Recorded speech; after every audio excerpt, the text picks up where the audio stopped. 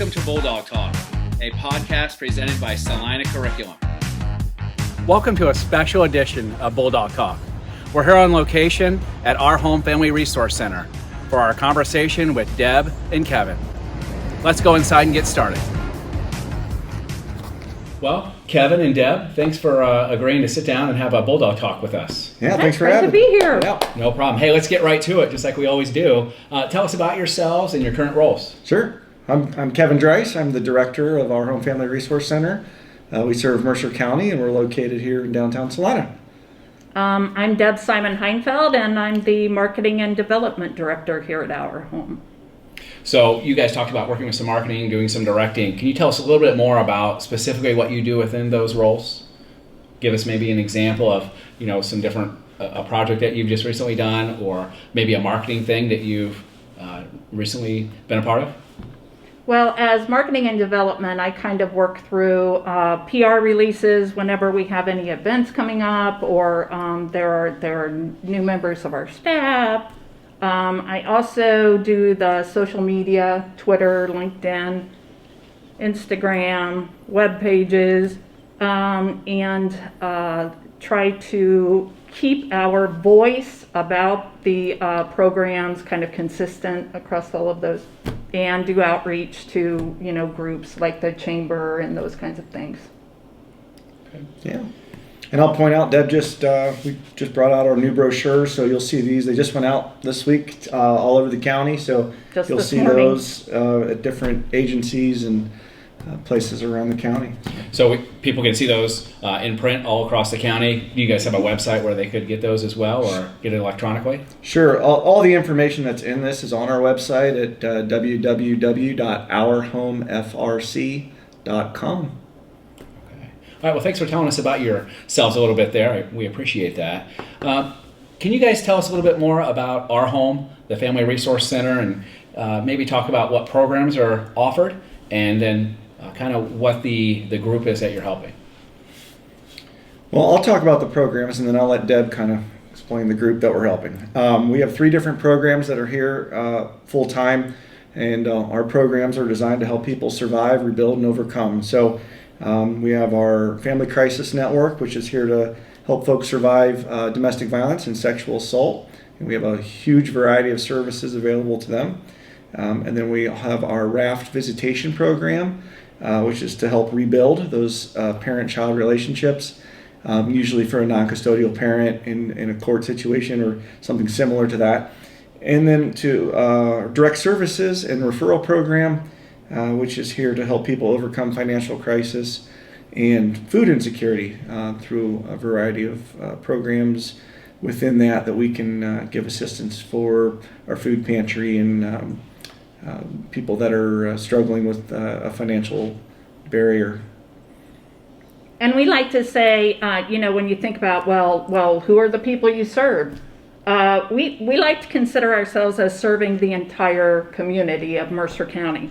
And, from our inception, our home was started basically because people said, we need a centralized space where people know they can turn when they're in times of crisis, or when they don't know where to turn, they don't know who to go to. We need a place where they can go. And so our home was born from that. And so basically what we always tell people is, he talked about domestic violence, sexual assault. We talked about food insecurity and financial emergencies. And we talked about folks who are separated from their children. But there are people who have all kinds of questions, somewhere that fall in those and don't. And we always encourage people, just call us. 419-586-4663. That's it. You're going to get someone on the phone who will be able to answer any question. We may not have the resources here to help you, but we can send you to the company or organization that does have those resources. Yeah, and to add to that, I think a lot of times people think of us just for like our direct services program and things like that. But because of, if you look closely, it says Family Resource Center. So we really are that kind of that open door for anyone who has a question. If we don't have the service to provide you directly, Usually know where to refer you. We have staff that have been here for over 9 years.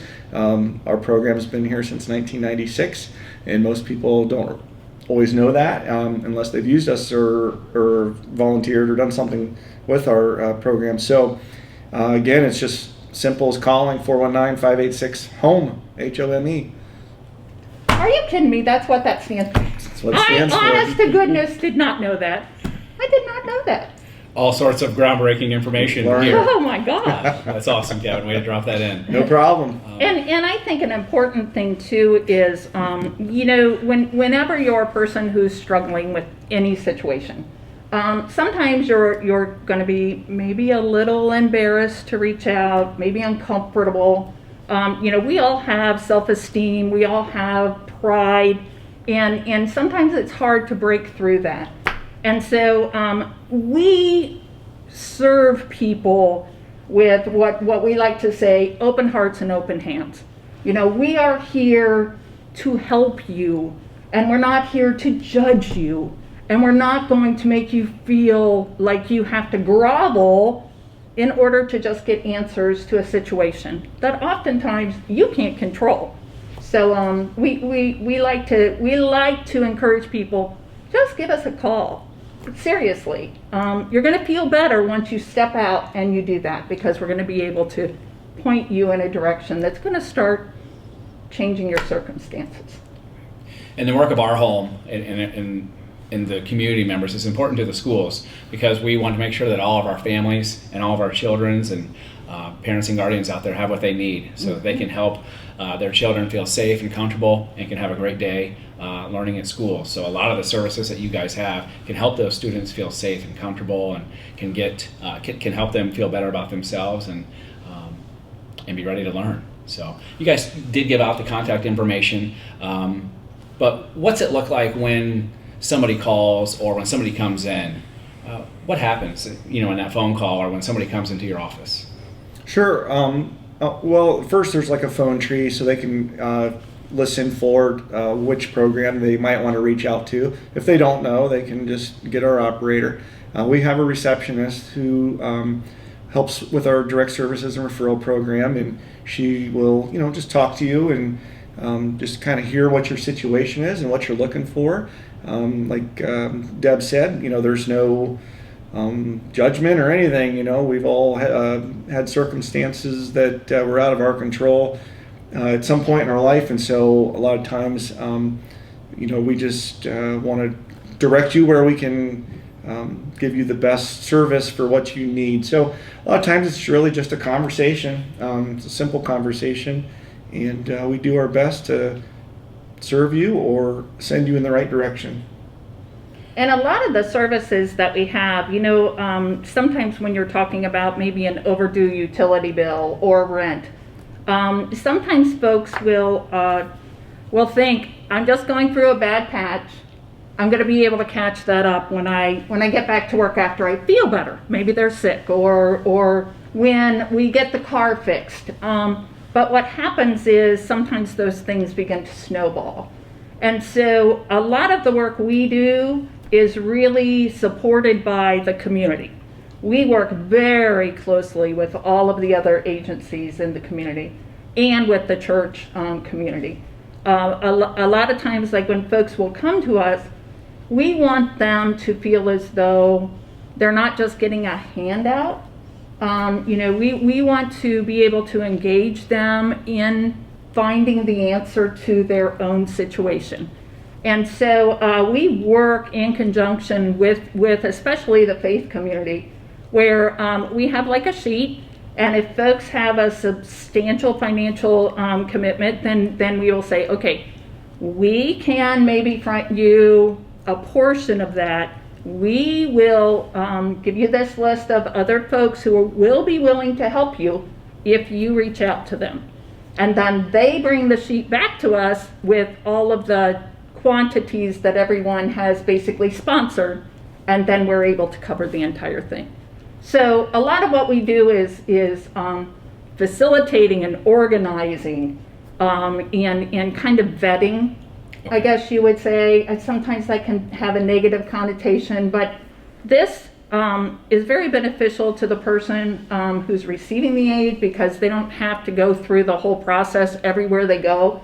They don't have to go ground zero and explain the whole situation, because at Salvation Army they'll say, oh, you went to our home and you have this, okay, well, we would be able to. They don't have to go through the whole application process. You go to the churches, the same kind of thing.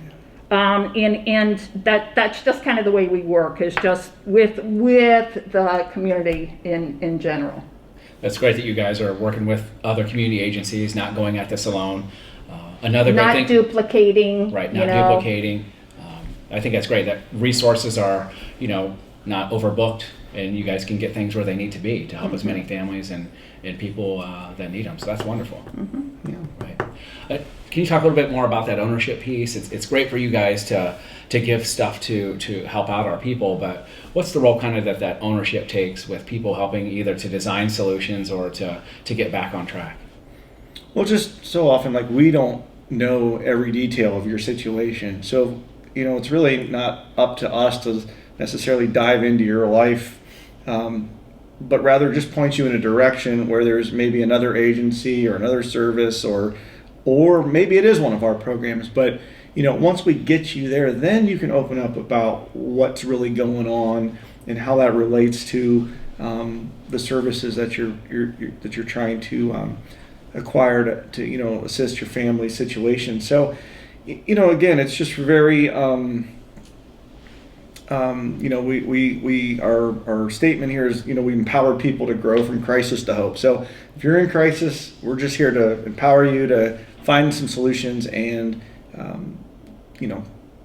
move towards hope out of that situation. So we talked a little bit about what you guys have done and what you're currently working on. What's next for our home? What are some things you guys have coming up that you can tell us about? You have anything coming up, Kevin? Nothing's going on. This is our busy season, so we just just finished our back to school program, and now we're on October 16th. The countywide food drive, which is really being hosted by the Mercer County Sheriff's Office, and about every police and fire department in the county will be collecting food and personal care items that morning, and a large portion of those are coming to our home, and then they're also going to some other pantries throughout the county. So that's the big one coming up immediately. And then Tuesday, October 12th, is the Mercer County Angel Tree Christmas sign-up program. Christmas program. The sign-up goes live on our website that day. So we usually serve between 800 and 1,000 kids. That takes over 100 volunteers. That started planning last month, and we usually wrap that up in September or in March. And the folks that shop, they come out and shop for the gifts for their kids if they qualify, and so they can go to ourhomefrc.com/sign-up, and if they're income eligible and a Mercer County resident, they'll be able to shop for 2 toys and an outfit for each kid. And if you want to support that, you can donate toys or gifts or finances, and that's a big project for us, and it's one that really the entire county gets behind, and we incredible support for this. Yeah, helping out almost 1,000 kids. That's wonderful. And the cool thing is that talking about taking ownership and building esteem. We empower the parents through our Angel Tree. It's designed where people donate gifts and toys, and we set them up by age groups into separate rooms. And if a parent has a 3rd grader, they walk into a room that's all the toys that are like that age group.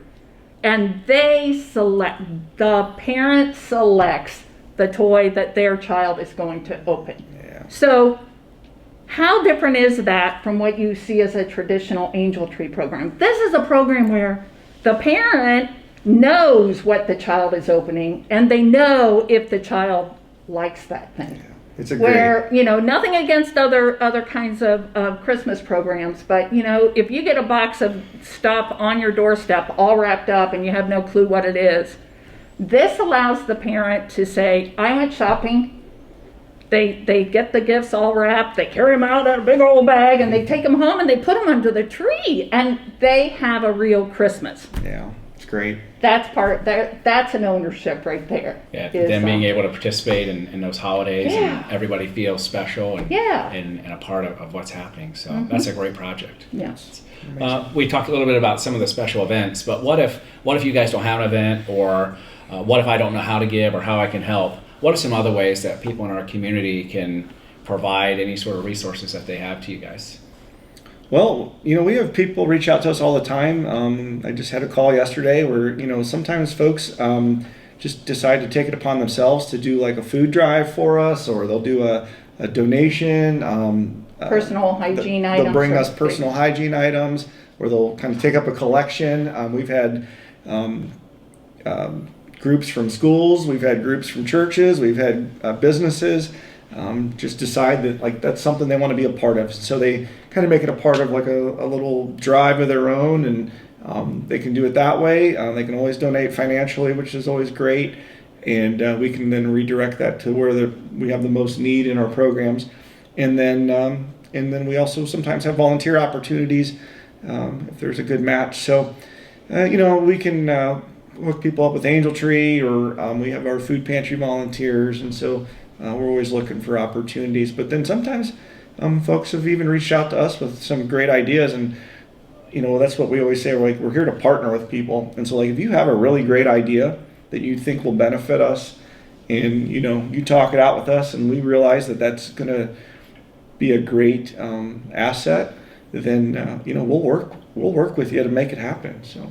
Right, and that's definitely true. Working with the schools, we've been working with some projects with Kevin and Deb here, and I can honestly say that they genuinely listen. They come with open arms, and they definitely want to be a part of all the great things that are happening. So I think that's a great thing that you guys have Thanks. Going for you. As you're willing, your job is to help, right? You want to help people, and you're willing to get that help from anyone to share with people. Right, So right. I think it's a great thing that you guys have going. Thanks. Oh, thank you. No problem. So, great question here, or maybe lack thereof. What's something that you guys want to talk about or share that we haven't talked about so far, or something that you want to just talk about? I would like to talk about my favorite event of the year is the Empty Bowls Mercer County event. We launched this. This will be the 5th year. And we've had different iterations of it because of the COVID. But this year we're planning to come back just like before. And it starts with community members coming together, raising funds to paint bowls. And so they go up to Brew Nation and they get these ceramic bowls and they make all these great designs on the outside. And those bowls then serve as a gift to the guests who attend our dinner and auction in April. And people come to the dinner and auction, the soup is donated, the rolls are donated, everything is donated, and folks can buy auction items, and they have this great bowl. I mean, we get some of the most amazing patterns on these bowls, and they're nice and big. They make a great bowl for like Sunday afternoon football watching. So that's my favorite event. And we can use painters, we can use donors, we can use auction items, we can use people to bake desserts for us, we can use people to help serve the rolls, all kinds of things. So that's a big one. Yeah. That's my favorite one. That's a big one, and that's another one of those events that I think we paint the bowls in January sometime, and then we have this big event in April, and her and I have been planning this for 2 months already. So It's just one of those things where there's so much work that goes into it that people don't see, and yet we're willing to take some help. There's places for you to get involved. If you really want to get involved, we can probably find something for you to do to help support that.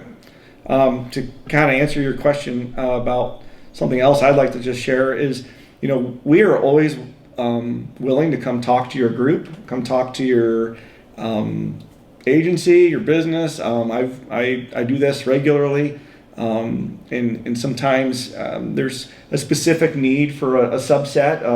What principals might need is different than what the counselors might see versus what a teacher might see, or how you might refer somebody or share their information.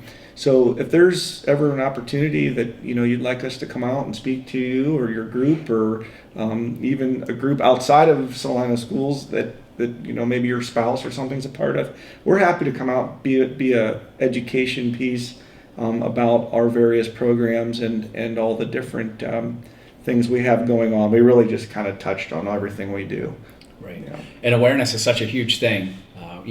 Whether people know a lot about you or rarely or don't know a lot about you, it's great just getting the word out and letting everyone know what you guys do and all the wonderful ways that you guys are making an impact within the county here. So it's awesome being able to just be a part to spread some of that word and how we can help our families. So Yeah.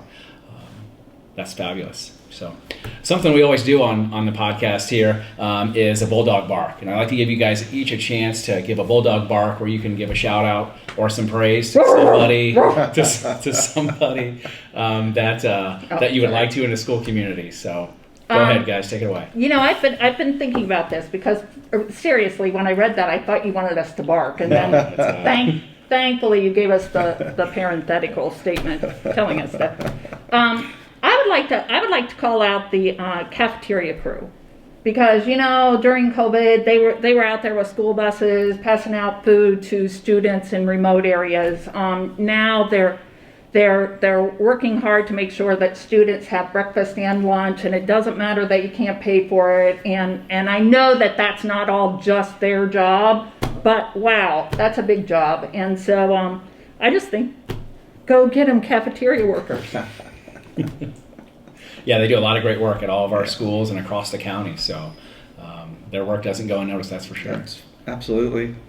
And I used to substitute at the district, and so I just love all the teachers and principals and staff, and I've worked with them very closely over the years in my other positions, and so I just I love them all, but I particularly want to shout out to Mrs. Draiss, the math teacher at the high school. She's my favorite, and hopefully you put that together there, but she's my favorite. So hi, Mrs. Draiss. Nice job, Kevin. Way to put that in there. Yeah. So, well, our home, thank you for giving us a chance to sit down and talk and share a little bit about what you guys do. And we're looking forward to doing a lot of partnerships and projects together with you. So thanks for your time. Yeah, thanks for having us. Appreciate it. Appreciate it.